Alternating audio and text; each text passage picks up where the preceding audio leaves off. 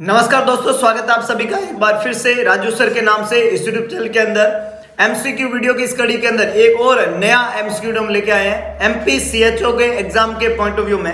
जैसा कि आप सभी लोग जानते हैं कि हम यहाँ पे रोज डिस्कस कर रहे हैं एमपी सीएचओ को सिलेबस पैटर्न के ऊपर एमसीक्यू वीडियो से पूरा सिलेबस कवर करने की कोशिश कर रहे हैं हम। एमपी सीएचओ का जो सिलेबस का पैटर्न है उस पैटर्न को ध्यान में रखते हुए वीडियो की इस कड़ी के अंदर हम बात कर रहे हैं कम्युनिकेबल डिजीज के बारे में। और लास्ट वीडियो लेक्चर के अंदर हमने कोलेरा के टाइफाइड के बारे में बात किया था। इससे पहले हमने एचआईवी और उससे पहले कोलेरा के बारे में पढ़ा था। तो कोलेरा, एचआईवी, टाइफाइड और आज हम बात करने वाले हैं इंपॉर्टेंट डिजीज, कम्युनिकेबल डिजीज है ये भी। बीमारी का नाम है हिपेटाइटिस। तो क्या होता है हिपेटाइटिस, कितने टाइप्स होते हैं इसके, क्या इसका कम्युनिकेबल पीरियड होता है, इंक्यूबेशन पीरियड होते हैं, क्या क्या हेपेटाइटिस का इफेक्ट बॉडी में देखने को मिलता है, वो सारी चीजें डायग्नोस्टिक टेस्ट से लेके सब कुछ हम यहाँ पे डिस्कस करने वाले हैं हेपेटाइटिस डिजीज के बारे में। तो आप लोगों से गुजारिश है फटाफट से वीडियो को लाइक कर दीजिए, वीडियो को शेयर कर दीजिए और कमेंट बॉक्स में अपना सुझाव डालना बिल्कुल ना भूले। लाइक, शेयर एंड चैनल को सब्सक्राइब करना बिल्कुल ना भूले। एक बेहतरीन एमसीक्यू सेशन की जर्नी हम यहाँ पे शुरू कर रहे हैं और एमसीक्यू सेशन की इस जर्नी के अंदर सबसे पहला क्वेश्चन आप लोगों के लिए ये रहा। ध्यान से क्वेश्चन को पढ़िएगा। The question is asking this organ is majorly affected by hepatitis. Hepatitis जो है उससे अफेक्ट होने वाला मेजर ऑर्गन कौन सा है। बहुत सिंपल क्वेश्चन है। हिपेटाइटिस वर्ड लीवर के लिए काम में लिया जाता है और लीवर की जो सेल है उनको हिपेटोसाइट्स भी बोलते हैं। क्या बोलते हैं? Hepatocyte.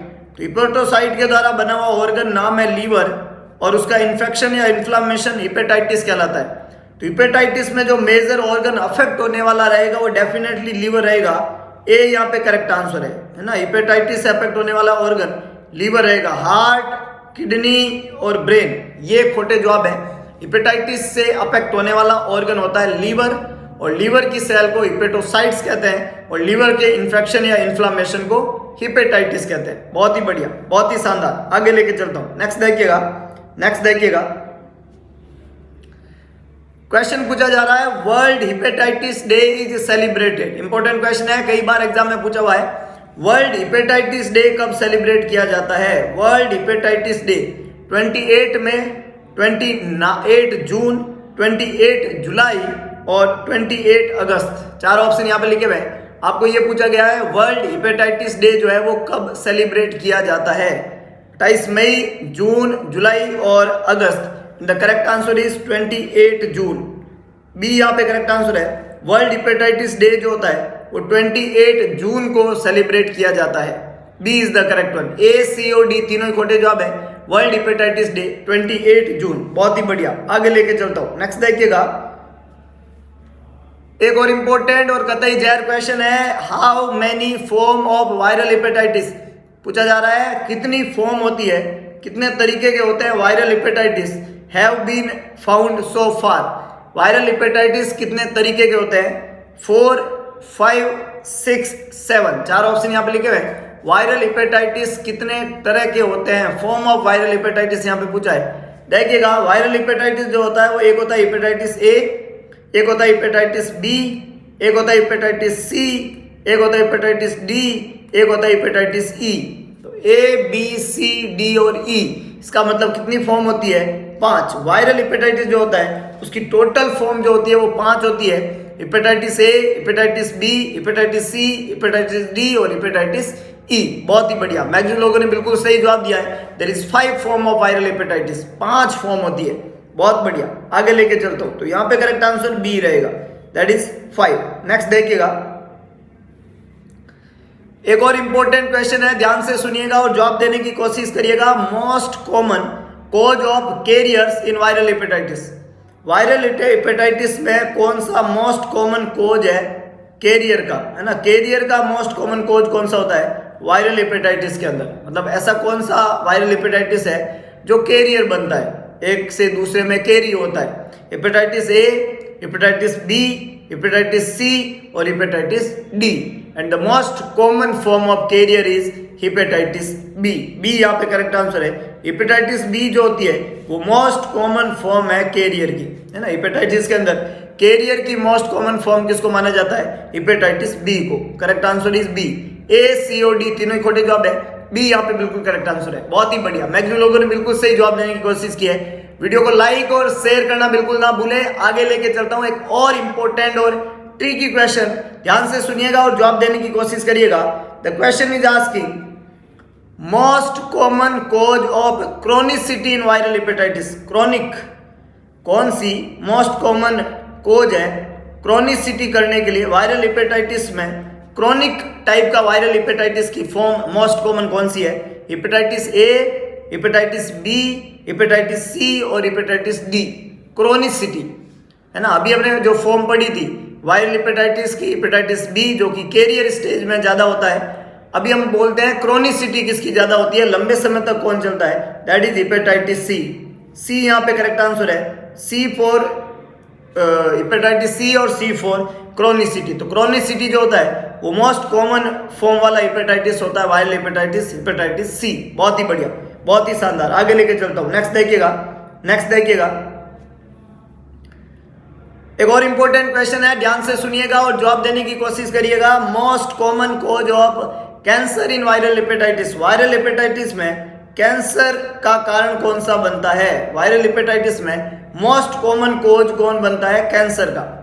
Most common cause of cancer, देखो एक तो हमने पढ़ा कि सी फॉर क्रोनिसिटी और एक सी फॉर कैंसर भी होता है, दैट इज आंसर सी। और सी यहाँ पे करेक्ट आंसर बनेगा। Hepatitis C is the most common cause of cancer in viral hepatitis. Viral hepatitis में कैंसर का सबसे मुख्य कारण किसको माना जाता है? हेपेटाइटिस सी को। कैंसर का सबसे मुख्य मेन कारण माना जाता है हेपेटाइटिस सी को। यहाँ पे करेक्ट आंसर क्या बनेगा? सी, दैट इज हेपेटाइटिस सी। बहुत ही बढ़िया, बहुत ही शानदार। आगे लेके चलता हूं। नेक्स्ट देखिएगा, नेक्स्ट देखिएगा।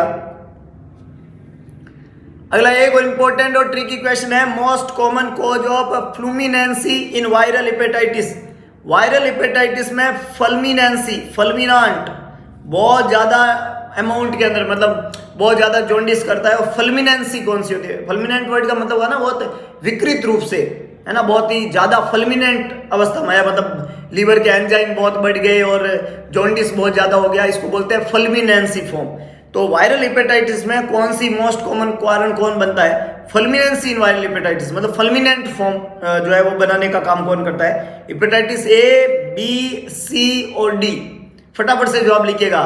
बहुत ही ट्रिकी और कंसेप्चुअल क्वेश्चन आ रहे हैं, मुझे पता है थोड़ा उलझन पैदा हो रही है, पर उलझ के ही हम सुलझे हैं। बहुत ही इंपॉर्टेंट बात है लाइफ के अंदर कि गलत अगर होता है, असफल होते हो जो जिंदगी में, हार मत मानना मेरे दोस्त, क्योंकि असफलता निशानी है कि आप एक दिन सफल जरूर होएंगे। वो किसी ने बड़ा खूब कहा है कि मैंने चलना भी तब सीखा था जब मैं सबसे पहली बार गिरा था। अगर मैं गिर के चला हूं, मैं गिर के गिरा हूं और उसके बाद में मैं उठा हूं, तो मैं चलूंगा भी, दौड़ूंगा भी, उड़ूंगा भी और एक दिन मैं दुनिया के उस छोर पे होऊंगा जिसका सपना मैंने लिया था। तो कभी जिंदगी में घबराइएगा मत असफलताओं से, बस जवाब देते रहिएगा। एक दिन हम सब का भविष्य एक बेहतरीन जगह पे होगा। तो यहाँ पे करेक्ट आंसर क्या बनेगा? D, hepatitis D. D is the correct one. A, B और सी यहाँ पे नहीं बनेगा। फल्मिनेंसी पूछे तो हेपेटाइटिस डी होगा, कैरियर पूछे तो हेपेटाइटिस बी होगा, क्रोनिसिटी या कैंसर का पूछे तो हेपेटाइटिस सी होगा। ये बहुत इंपॉर्टेंट बातें हैं, सवाल यहाँ से बने हैं और बनते रहेंगे और ये क्वेश्चन आपको डेफिनेटली खूब मदद करेंगे फ्यूचर्स एग्जाम्स के अंदर। आगे लेके चलता हूं। नेक्स्ट देखिएगा, नेक्स्ट देखिएगा। अच्छा क्वेश्चन है, कितनी बार आया हुआ क्वेश्चन है, hepatitis cause by A DNA virus. Hepatitis 5 तरीके के होते हैं, 5 वायरस होते हैं जो हेपेटाइटिस करते हैं। ए, बी, सी, डी और ई, ये 5 तरीके के वायरस होते हैं जो हेपेटाइटिस करते हैं। सवाल ने पूछा है कि जो हेपेटाइटिस का कारण जो डीएनए वायरस, वो कौन सा है? इनमें से डीएनए वायरस कौन सा है? Hepatitis A, hepatitis B, hepatitis C, hepatitis D. 4 option लिखे हुए हैं। डीएनए वायरस कौन सा है? फटाफट से जवाब लिखिएगा। इन 4 में से डीएनए वायरस कौन सा है? बहुत बढ़िया, कुछ लोगों ने जवाब देने की कोशिश की है। डीएनए वायरस कौन सा है? Good, that is hepatitis B. Hepatitis B एकमात्र हेपेटाइटिस है जिसमें डीएनए वायरस होता है, बाकी हेपेटाइटिस ए में भी आरएनए वायरस वाला हेपेटाइटिस है। हेपेटाइटिस सी वायरस जो है वो भी आरएनए वायरस से होता है, और हेपेटाइटिस डी भी आरएनए वायरस से होता है। And the correct answer is B, that is hepatitis B. और इसमें क्या होता है, डीएनए वायरस होता है। ये हेपेटाइटिस जो है वो डीएनए वायरस को कैरी करता है। तो यहाँ पे करेक्ट आंसर बी बनेगा। ए, सी और डी तीनों ही खोटे जवाब है। ए, सी और डी तीनों ही खोटे जवाब है। बहुत ही बढ़िया, मैक्सिमम लोगों ने बिल्कुल सही जवाब देने की कोशिश की है, बहुत ही शानदार। आगे लेके चलता हूँ, नेक्स्ट देखिएगा, नेक्स्ट देखिएगा। एक और इंपॉर्टेंट और ट्रिकी क्वेश्चन है, August this nucleic acid is found in hepatitis B virus, है ना, ये थोड़ा टाइप मिस्टेक है, इट्स नॉट अगस्त। क्वेश्चन पूछा है this nucleic acid is found in hepatitis B virus. Hepatitis B virus जो होता है वो एक डीएनए वायरस है। इस डीएनए वायरस में कौन सा न्यूक्लिक एसिड होता है, डीएसआरएनए, एसएसडीएनए, एसएसआरएनए, डीएसआरएनए। चार ऑप्शन यहाँ पे लिखे हुए हैं। और याद रखिएगा, बहुत इंपॉर्टेंट कंसेप्ट है कि डबल स्टैंडर्ड आरएनए होता भी नहीं है, एसएसडीएनए होता भी नहीं है, मतलब ये दो चीजें होती ही नहीं है, मतलब इनका कोई अस्तित्व नहीं है। हाँ, एसएसआरएनए होता है, पर एसएसआरएनए हेपेटाइटिस बी में नहीं होता है, क्योंकि हेपेटाइटिस बी आरएनए वायरस है ही नहीं। अगर हेपेटाइटिस ए होता, सी होता है या डी होता तो शायद एसएसआरएनए होता, लेकिन एसएस का मतलब है यहाँ पे single standard RNA, single standard ribose nucleic acid. लेकिन हेपेटाइटिस बी जो होता है वो डीएनए वायरस है, और उसमें double standard deoxyribose nucleic acid होता है, that is D, anti DS DNA. Double standard, DS का मतलब होता है double standard deoxy ribose nucleic acid, double standard deoxy ribose nucleic acid, anti DS DNA. Correct answer D बनेगा। ये कारण है हेपेटाइटिस बी के होने का। तो हेपेटाइटिस बी में जो न्यूक्लिक एसिड पाया जाता है वो double standard deoxy ribose nucleic acid होता है, double standard deoxy ribose nucleic acid. The correct answer is D. बहुत ही बढ़िया, मैक्सिमम लोगों ने बिल्कुल सही से इस क्वेश्चन को हैंडल किया है, बहुत ही शानदार। D is the correct one. आगे लेके चलता हूं, नेक्स्ट देखिएगा। एक और इंपॉर्टेंट और ट्रिकी क्वेश्चन है अगेन, और ये भी मल्टीपल टाइम रिपीटेड क्वेश्चन है, कतई जहर क्वेश्चन मैं कह सकता हूं इसको। This hepatitis virus is not a RNA virus, ये आरएनए वायरस नहीं है। मतलब ये कौन है, ये डीएनए वायरस है। और कौन सा हेपेटाइटिस डीएनए वायरस है, हेपेटाइटिस बी जो है वो डीएनए वायरस है। हेपेटाइटिस बी जो है वो डीएनए वायरस है। हेपेटाइटिस जी नाम का अस्तित्व नहीं। हेपेटाइटिस ई जो होता है वो आरएनए वायरस है, और हेपेटाइटिस ए जो है वो आरएनए वायरस है। हेपेटाइटिस बी एकमात्र डीएनए वायरस है जिसका न्यूक्लिक एसिड होता है dsDNA, that is double standard deoxyribose nucleic acid, नाम है उसका हेपेटाइटिस बी। तो करेक्ट आंसर यहाँ पे बनेगा सी। ए, बी और डी तीनों ही खोटे जवाब है, सी बिल्कुल करेक्ट आंसर है। बहुत ही बढ़िया, मैक्सिमम लोगों ने बिल्कुल सही जवाब दिया है, it's hepatitis B, that is not a RNA virus, that is a DNA virus. बहुत अच्छे, आगे लेके चलता हूं, नेक्स्ट देखिएगा। एक और इंपॉर्टेंट और कतई जहर क्वेश्चन है, this form of hepatitis could be passed via contaminated water और फूड। कौन सी फॉर्म है हेपेटाइटिस की, कौन सी फॉर्म है जो कि पास हो सकती है एक से दूसरे में कंटामिनेटेड वाटर और फूड के थ्रू। कंटामिनेटेड वाटर और फूड से होने वाला hepatitis, A and E, hepatitis C, hepatitis B, all of these. चार ऑप्शन यहाँ पे लिखे हुए हैं। कंटामिनेटेड फूड और वाटर से होने वाला हेपेटाइटिस, बहुत अच्छे, very good, it's hepatitis A and E. A यहाँ पे करेक्ट आंसर है। ओरोफिकल रूट से होने वाला हेपेटाइटिस है। कंटामिनेटेड वाटर और फूड से ये हेपेटाइटिस स्प्रेड आउट हो सकता है एक ह्यूमन से दूसरे ह्यूमन के। ये हेपेटाइटिस होने की जो तरीका होता है, माध्यम होता है, आपने कंटामिनेटेड वाटर और फूड लिया तो आपको ये हेपेटाइटिस हो जाएगा, दैट इज हेपेटाइटिस ए। तो ए यहाँ पे करेक्ट आंसर है। बी, सी और डी तीनों खोटे जवाब है। हेपेटाइटिस सी नहीं है, बी नहीं है, और ऑल ऑफ दी अबव तो हो ही नहीं सकता। तो यहाँ पे करेक्ट आंसर क्या बनेगा, A, that is A and E. Orofaecal route से होता है, कंटामिनेटेड फूड और वाटर इसके कारण बनते हैं। हेपेटाइटिस ए एंड ई इनका नाम है। 5 हेपेटाइटिस होते हैं, उसमें ये 2 टाइप है, ए एंड ई। बहुत ही बढ़िया, आगे लेके चलता हूं, नेक्स्ट देखिएगा। दिस कैन कॉज हेपेटाइटिस, मतलब हेपेटाइटिस के होने के कारण है। कौन कौन से कारण है? पहला है an improperly functioning immune system, दूसरा है अल्कोहल एंड मेडिसिन, तीसरा है वायरसेज, और लास्ट है all of the above. Hepatitis होने के कारण कौन कौन से है? इम्प्रॉपर फंक्शनिंग इम्यून सिस्टम, बिल्कुल करेक्ट आंसर है। अल्कोहल और मेडिसिन जो है वो हिपेटाइटिस करती है, जितनी भी एंटी ट्यूबरकुलर ड्रग है वो सारी हिपेटाइटिस करती है। अल्कोहल हिपेटाइटिस करता है इटसेल्फ, और वायरस जो है वो तो कर ही रहे हैं, hepatitis A B C D, ये सब वायरस से ही तो हो रहा है। कुछ आरएनए वायरस है, कुछ डीएनए वायरस है, तो ये सारे ही जवाब बनेंगे। ऑल ऑफ दी अबव यहाँ पे करेक्ट आंसर है। सारे के सारे कारण हैं हिपेटाइटिस होने के, है ना। किसी भी इंडिविजुअल में अगर हिपेटाइटिस हो रहा है तो ये सारे के सारे हिपेटाइटिस होने के कोजेज के अंदर आता है, कारणों के अंदर आता है। तो करेक्ट आंसर यहाँ पे डी है, ऑल ऑफ दी अबव। बहुत ही बढ़िया, बहुत ही शानदार, मैक्सिमम लोगों ने बिल्कुल सही जवाब दिया है, इट्स डी। नेक्स्ट देखिएगा, क्वेश्चन पूछा जा रहा है what are the symptom of hepatitis. Hepatitis के सिम्टम कौन से हैं, है ना, कौन कौन से सिम्टम है हिपेटाइटिस के? फर्स्ट है टायर्डनेस, सेकंड है लो फीवर, थर्ड है नोजिया, और लास्ट है all of the above. Symptom, जब भी किसी इंडिविजुअल को हिपेटाइटिस होता है तो उसके सिम्टम होते हैं कि उसमें टायर्डनेस देखने को मिलती है, वो थका थका सा फील करता है, एनर्जी कम रहती है, लो लेवल रहता है एनर्जी का, है ना, लो लेवल रहता है एनर्जी का। बॉडी जो है वो एनर्जेटिक नहीं रहती है, थकान बहुत रहती है, वीकनेस बहुत रहती है, डलनेस बहुत रहती है। एक तो ये होता है। दूसरा, उसमें लो ग्रेड फीवर भी देखने को मिलता है। एक इन्फ्लामेशन है, इन्फ्लामेटरी डिजीज है, तो वहां पे लो ग्रेड का फीवर देखने को मिलेगा। नोजिएटेड रहता है इंडिविजुअल, एनोरेक्सिया रहता है, नोजिया रहता है, स्लाइटली वोमिटस फीलिंग होती है। तो ये सारे के सारे सिम्टम है हिपेटाइटिस के। डी यहाँ पे करेक्ट आंसर है। All are the symptom of hepatitis, ये तीनों के तीनों सिम्टम है हिपेटाइटिस के। टायर्डनेस, लो फीवर और नोजिया हिपेटाइटिस को इंडिकेट करते हैं। बहुत ही बढ़िया, बहुत ही शानदार, आगे लेके चलता हूं। नेक्स्ट देखिएगा, एक और इंपॉर्टेंट और ट्रिकी क्वेश्चन है। In a sample of blood doctor look for which of these elevated level to confirm hepatitis.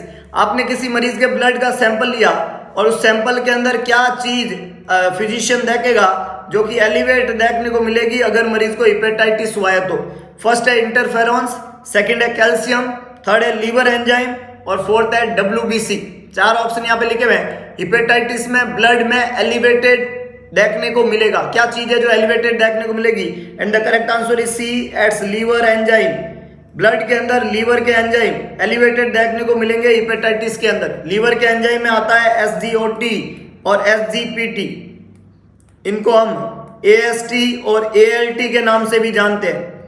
SGOT और SGPT बोलो या AST या ALT बोलो, ये लीवर के एंजाइम है जो हिपेटाइटिस वाली कंडीशन में ब्लड में बढ़े हुए देखने को मिलते हैं। तो यहाँ पे करेक्ट आंसर सी बनेगा, liver enzyme is elevated in the case of hepatitis. अगर आप कुछ अच्छा पढ़ रहे हैं, कुछ बेहतरीन सुन रहे हैं, तो आप वीडियो को लाइक और शेयर करना बिल्कुल ना भूलें। शेयर इट, देखो लाइक करो या ना करो, लेकिन शेयर करना है आपको। शेयर करने का मन ना करे तो भी शेयर करना पड़ेगा, क्योंकि मैक्सिमम लोगों की मदद करने की जिम्मा हमने उठा रखा है और इस जिम्मेदारी में आप लोग एक बेहतरीन भूमिका अदा करेंगे, इतना मुझे पूरा विश्वास है। शेयर करें, लोगों की मदद करें। आपके लिए कंटेंट अच्छा है तो उन सब के लिए अच्छा होगा जिनको आप शेयर करेंगे। बहुत ही इंपॉर्टेंट बात है, आगे लेके चलता हूं। नेक्स्ट देखिएगा, एक छोटी सी इंफॉर्मेशन, उसके बाद में कंटिन्यू करते हैं हम एमसीक्यू को। इंफॉर्मेशन ये है कि प्ले स्टोर पे जाइए, टाइप करिए नोवल नर्सिंग इंस्टीट्यूट। आपको इस लोगों के साथ में 5 स्टार रेटिंग का एक ऐप दिखेगा। ये ऐप है नोवल नर्सिंग इंस्टीट्यूट का ऐप। इस ऐप को इंस्टॉल कर दीजिए, सेटिंग में जाके ऐप को रेटिंग दे दीजिए और एक अपना रिव्यू वहां पे लिख दीजिए ऐप के अंदर। इतना करते ही इस ऐप के सारे फीचर्स आप लोगों के लिए खुल जाएंगे। इस ऐप के अंदर कुछ इंपॉर्टेंट मटेरियल ऑलरेडी अवेलेबल है, वहां पे कुछ पीडीएफ्स है, कुछ टेस्ट सीरीज है और कुछ वहां पे आपको मिलेगा वीडियो लेक्चर्स। ये कंटेंट के अलावा इस ऐप के ऊपर इन फ्यूचर भी बहुत सारा कंटेंट 1 by 1 आने वाला है। ये ऐप जो है आपकी मदद करेगा नर्सिंग के अंदर होने वाले डिफरेंट टाइप के एग्जाम को फाइट करने के अंदर। इस ऐप के ऊपर कुछ कंटेंट जो है वो फ्री रहेंगे, कुछ कंटेंट पेड रहेंगे। उन पेड कंटेंट के अंदर नोवल नर्सिंग इंस्टीट्यूट आप लोगों के लिए लेके आया है MPCHO टेस्ट सीरीज। हम सबको पता है कि 26 और 27 मार्च को MPCHO का एग्जाम होना है। उस एग्जाम के सिलेबस के अकॉर्डिंग नोवल नर्सिंग इंस्टीट्यूट लेके आया है MPCHO टेस्ट सीरीज, जिसका प्राइस है ओनली 299। प्राइस है इसका 299। सिंपल काम करना है आपको, प्ले स्टोर आपको जो है गूगल पे या फोन पे जाना है और वहां पे आपको 299 पे करना है। नंबर है 7272029029। रिपीट करता हूं 7272029029। इस नंबर के ऊपर 299 पेमेंट करना है। पेमेंट करने के बाद में पेमेंट का स्क्रीनशॉट आपको भेज देना है, इसी नंबर के ऊपर व्हाट्सएप कर देना है, और साथ में आपको भेजना है वो नंबर जिस नंबर से आपने ऐप को इंस्टॉल किया है, जिससे आपकी टेस्ट सीरीज जो है वो टीम नोवेल की टेक्निकल टीम के द्वारा हाथों हाथ एक्टिवेट कर दी जाएगी। 1000 प्लस एमसीक्यू इस टेस्ट सीरीज में आपको मिलेंगे, और जिसका फायदा उठा के आप एक टेस्ट की प्रैक्टिस करेंगे और दूसरा एग्जाम में जो ऑनलाइन एग्जाम होगा उसकी प्रैक्टिस भी साथ में हो जाएगी, ताकि आप कॉन्फिडेंटली एग्जाम दे सके और किसी भी तरीके की विफलता अपने हाथ में ना लगे, अपन एमपीसीएचओ में एक सफल कैंडिडेट के रूप में उभर के सामने आए। इतनी सी शुभकामनाओं के साथ में आगे बढ़ते हैं नेक्स्ट क्वेश्चन की तरफ। टेस्ट सीरीज के अलावा एक और इंफॉर्मेशन है कि नोवेल नर्सिंग इंस्टीट्यूट एमपीसीएचओ के सिलेबस के पैटर्न पे थ्योरी वीडियो लेक्चर भी लेके आया है। तो अगर आप एमपीसीएचओ का थ्योरी वीडियो लेक्चर लेना चाहते हो तो आज ही अप्रोच करिए। ऑनलाइन प्लेटफॉर्म पे तरीका सेम है, और डिटेल जानकारी आपको लेनी है तो नंबर है 9602361915। नंबर रिपीट करता हूं 9602361915। इस पे कॉल करके डिटेल आप जान सकते हैं वीडियो लेक्चर्स के बारे में। बस ये दो इंफॉर्मेशन है नोवेल नर्सिंग इंस्टीट्यूट की तरफ से, ऑनलाइन और ऑफलाइन। ऑनलाइन प्लेटफॉर्म पे थ्योरी लेक्चर और टेस्ट सीरीज एमपीसीएचओ के एग्जाम के पॉइंट ऑफ व्यू में। नेक्स्ट देखिएगा, अगला एक इंपॉर्टेंट और कतई जहर क्वेश्चन लेके आया हूं, ध्यान से सुनिएगा और जवाब दीजिएगा। Which of the following is not transmitted through sexual route? कौन सी चीज जो है वो नहीं होती है ट्रांसमिट सेक्सुअल रूट से? सेक्सुअल रूट से क्या ट्रांसमिट नहीं होता है? Hepatitis A, hepatitis E, hepatitis A and E, hepatitis D. Sexual route से कौन सा ट्रांसमिट नहीं होता है? And the correct answer is C, both hepatitis A and E. दोनों के दोनों ओरोफिकल रूट से होते हैं, अभी हमने बात की। हेपेटाइटिस ए और हेपेटाइटिस ई जो होता है वो कंटामिनेटेड वाटर और फूड से ट्रांसमिट होता है, सेक्सुअल रूट से ट्रांसमिट नहीं होता है। इसलिए करेक्ट आंसर है सी, ए बी और डी तीनों ही खोटे जवाब है। बहुत ही बढ़िया, मैक्सिमम लोगों ने बिल्कुल सही जवाब दिया है, बहुत ही शानदार। आगे लेके चलता हूं, नेक्स्ट देखिएगा। नेक्स्ट देखिएगा, एक और इंपॉर्टेंट और कतई जहर क्वेश्चन है। Marker for infectivity of serum in hepatitis B is. बहुत ही इंपॉर्टेंट और बहुत ही ट्रिकी क्वेश्चन है, ध्यान से समझिएगा। मार्कर फॉर इन्फेक्टिविटी क्या पूछा है? Marker for infectivity of hepatitis B is. Hepatitis B में इन्फेक्टिविटी का मार्कर कौन है? HBsAg, anti-HBc, HBeAg या anti-HBc। चार ऑप्शन यहां पे लिखे हुए। कौन सा मार्कर है? Marker for infectivity, hepatitis B surface antigen, hepatitis B envelope antigen या anti hepatitis B core antigen. कौन सा मार्कर है और इन्फेक्टिविटी ऑफ सीरम हेपेटाइटिस का? तो देखिएगा यहाँ पे करेक्ट आंसर बनेगा। यहाँ पे करेक्ट आंसर क्या बनेगा? फटाफट से जवाब लिखिएगा। It's C, hepatitis B envelope antigen. कौन सा है? ई का मतलब है यहाँ पे एनवलप, तो हेपेटाइटिस बी एनवलप एंटीजन, सी यहाँ पे करेक्ट आंसर है। समझिएगा दो खास बातें यहाँ पे। मार्कर ऑफ इन्फेक्टिविटी अगर आपको पूछी जाए तब तो जवाब बनेगा हेपेटाइटिस बी एनवलप एंटीजन, और अगर आपको पूछे एपिडेमियोलॉजिकल मार्कर ऑफ, मार्कर कौन सा होता है हेपेटाइटिस का? एपिडेमियोलॉजिकल मार्कर, तब जवाब बनता है hepatitis B surface antigen. Hepatitis B surface antigen जो होता है वो सबसे पहला एविडेंस है इन्फेक्शन का। जब भी इन्फेक्शन होगा, हेपेटाइटिस का इन्फेक्शन होगा, तो हेपेटाइटिस बी सरफेस एंटीजन जो है वो बढ़ा हुआ देखने को मिलेगा। इसको बोलते हैं एपिडेमियोलॉजिकल मार्कर। और मार्कर फॉर इन्फेक्टिविटी पूछे तो जवाब बनेगा hepatitis B envelope antigen, HBeAg। बहुत ही बढ़िया, बहुत ही शानदार। आगे लेके चलता हूं, दोनों बातें यहां पे क्लियर रखना। नेक्स्ट देखिएगा,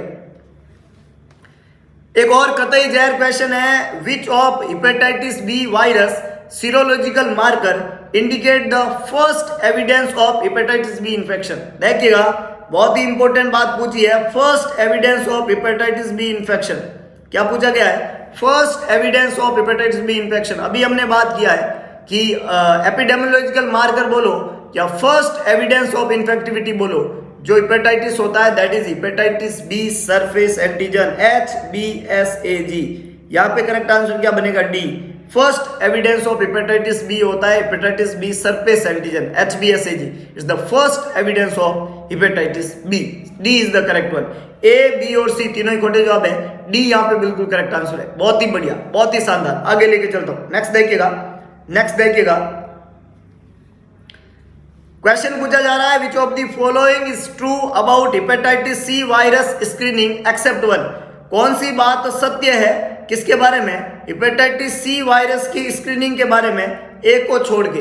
हेपेटाइटिस सी वायरस की आप स्क्रीनिंग कर रहे हो, उसके बारे में कौन कौन सी बात सत्य है, एक को छोड़ के। Medical students are screened before their joining, IV drug abuser are prone to infection, blood products taken before 1997 should be screened and long term haemodialysis. चार चीजें यहाँ पे लिखी हुई है। हेपेटाइटिस सी के इन्फेक्शन के बारे में, स्क्रीनिंग के बारे में कौन सी बात सत्य है, एक को छोड़ के। मतलब तीन बात सत्य है, एक बात गलत है। सबसे पहला लिखा हुआ है medical students are screen before their joining, बिल्कुल करेक्ट है, ये सही बात है, ऐसा किया जाता है। मेडिकल स्टूडेंट को ज्वाइनिंग देने से पहले हेपेटाइटिस सी की स्क्रीनिंग की जाती है। IV ड्रग एब्यूजर जो होते हैं वो प्रोन होते हैं इन्फेक्शन के, बिल्कुल सही बात है। हेपेटाइटिस सी जो है वो ब्लड प्रोडक्ट और इन चीज़ों से होता है, निडल से होते हैं। तो IV ड्रग एब्यूजर को हेपेटाइटिस सी होने की संभावना ज़्यादा होती है। और लॉन्ग टर्म हीमोडायलिसिस जो है वो करने से हेपेटाइटिस सी होने की संभावना होती है, ये बात भी बिल्कुल सत्य है। तो A, B और D तीनों ही बिल्कुल सही वचन है। आपको पूछा है सारे सही है, एक को छोड़ के, तो C ऑप्शन जो है ये गलत है कि blood product taken before 1997 should be screened, ऐसा नहीं हुआ करता था। 1997 से पहले जो ब्लड प्रोडक्ट लिए जाते थे उसमें स्क्रीनिंग नहीं होती थी, आजकल होती है। तो यहाँ पे करेक्ट आंसर बनेगा C, जो कि खोटा जवाब है। A, B और D तीनों बिल्कुल करेक्ट स्टेटमेंट है, इसलिए ये जवाब नहीं बनेगी। बहुत ही बढ़िया, बहुत ही शानदार। अभी तक आपने चैनल को शेयर नहीं किया तो प्लीज शेयर इट, मैक्सिमम लोगों तक अप्रोच कराइए, क्योंकि इंसान है, इंसान की मदद करेंगे और मदद करना हमारा पहला परम धर्म है। तो पहला परम धर्म निभाइए, मदद कीजिए और लोगों को जिंदगी में आगे बढ़ने में अपना एक महत्वपूर्ण योगदान प्ले करिए। आगे लेके चलता हूं, नेक्स्ट देखिएगा। एक और इंपॉर्टेंट और कतई जाहिर क्वेश्चन है, hepatitis A true is. Hepatitis A के बारे में सही बात क्या है? इसका मतलब तीन बातें खोटी है, एक ही बात सही है। अभी थी तीन बात सही थी, एक बात खोटी थी, इस बार है तीन बात खोटी है, एक बात सही है। तो आपको सही बात कौन सी है वो बतानी है हेपेटाइटिस ए के बारे में।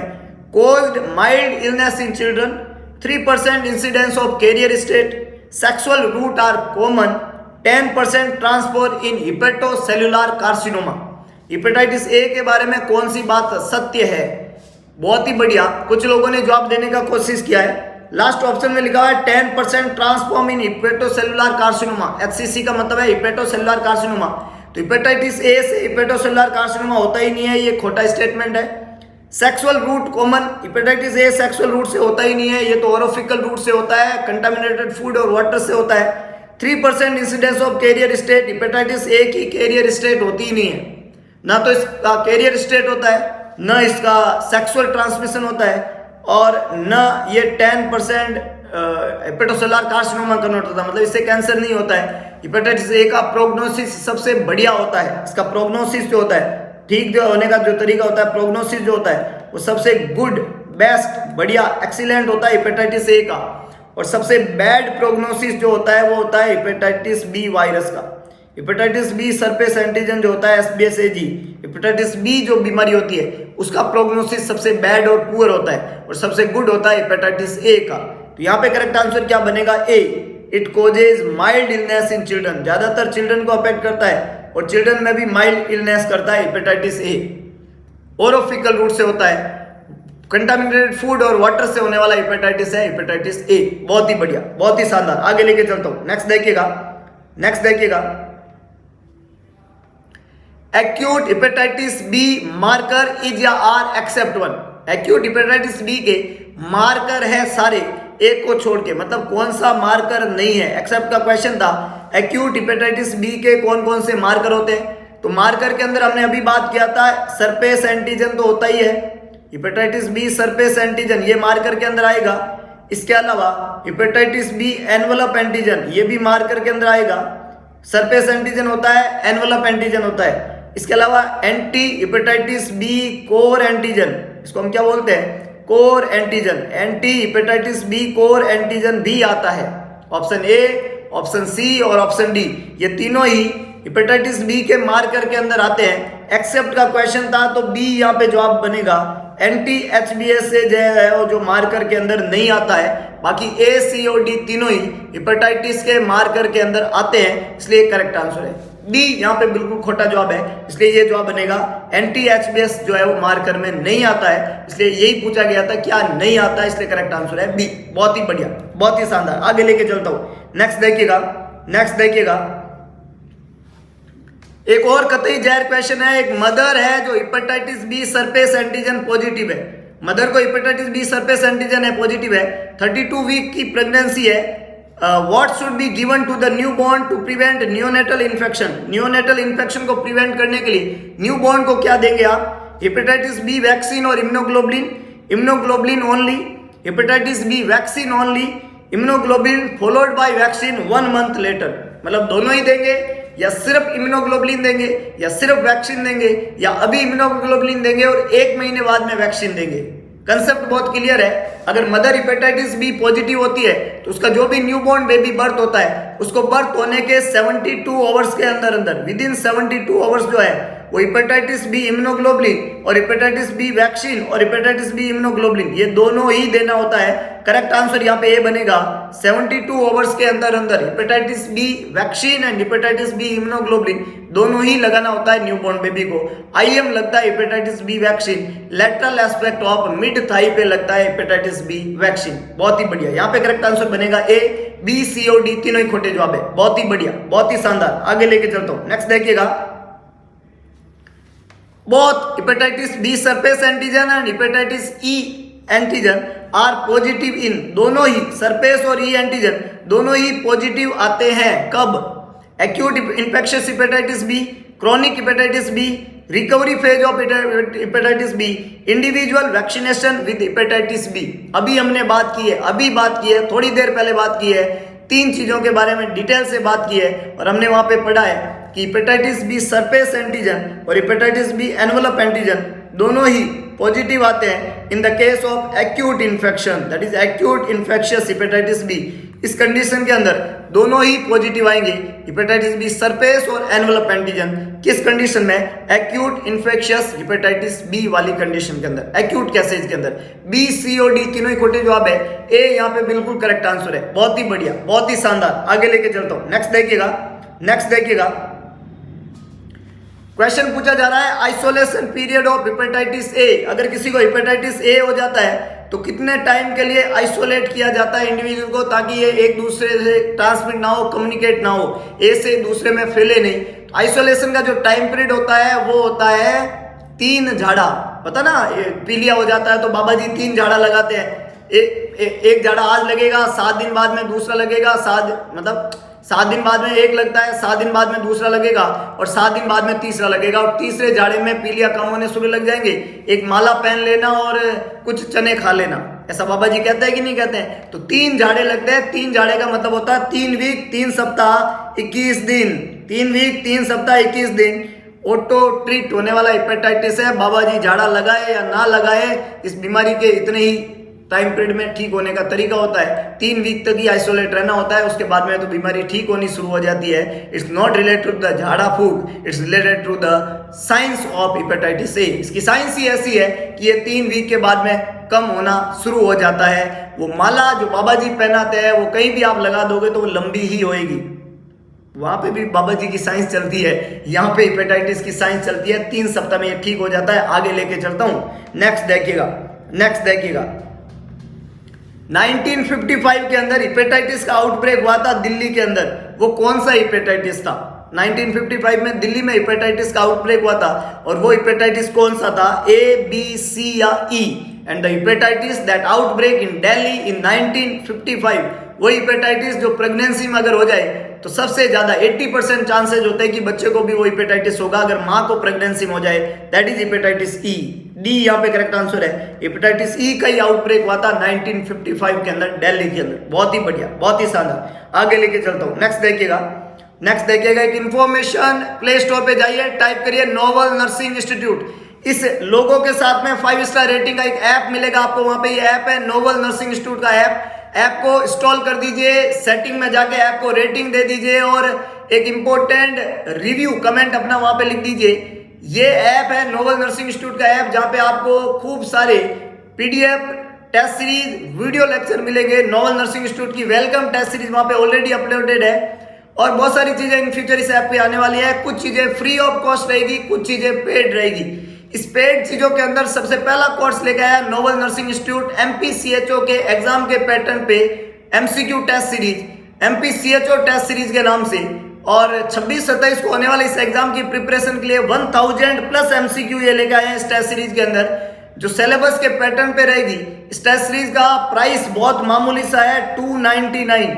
ये प्राइस आपको पे करना है फोन पे या गूगल पे। नंबर है 7272029029। नंबर रिपीट करता हूं 7272029029। इस नंबर पे 299 का पे करिए और स्क्रीनशॉट जो है उस पेमेंट का सेंड कर दीजिए इसी नंबर के व्हाट्सएप पे। और आपकी टेस्ट सीरीज जो है नोबल टीम की टेक्निकल टीम के द्वारा एक्टिवेट कर दी जाएगी। ये इंपॉर्टेंट MCQ जो है आपको MPCHO के एग्जाम में सफल बनाए, इन्हीं शुभकामनाओं के साथ में आगे लेके जाता हूं मैं आपको। और एक और इंपॉर्टेंट सूचना कि अगर आप MPCHO के सिलेबस को थ्योरी लेक्चर के थ्रू पढ़ना चाहते हैं तो टीम नोबल लेके आया है theory video lecture. Syllabus base के ऊपर ये थ्योरी वीडियो लेक्चर रहेंगे। इनको परचेज करने का तरीका भी सेम है। इस थ्योरी लेक्चर का प्राइस है 1500 रुपए। पे करिए ऑनलाइन प्लेटफॉर्म पे 1500 और तरीका वही है 7272029029 पे फोन पे या गूगल पे करें, स्क्रीनशॉट भेजें। टीम नोबल के टेक्निकल टीम जो है आपका ये टेस्ट जो आपका जो थ्योरी लेक्चर का बैच है उसमें आपको ऐड कर देंगे और ये लेक्चर आपके लिए एक्टिवेट कर दिया जाएगा।